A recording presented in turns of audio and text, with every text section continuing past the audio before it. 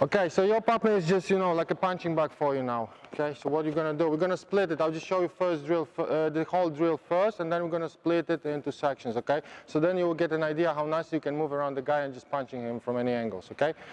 So we start like this, yeah? So I'm delivering my right punch.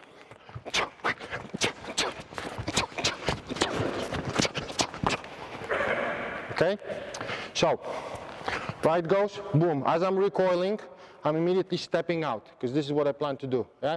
Maybe now he tries to hit me, it doesn't matter because I'm switched, boom, boom, yes? I deliver two from the side, then I'm going there again. Maybe he wants to turn to me, it doesn't matter. I switch again, uppercut, hook, now go low, deliver, switch, stomach, hook to the face and move.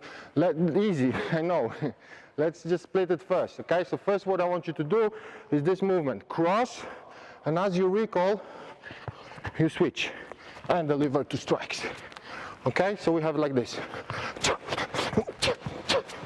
Again. Okay, that's the first phase. Thank you.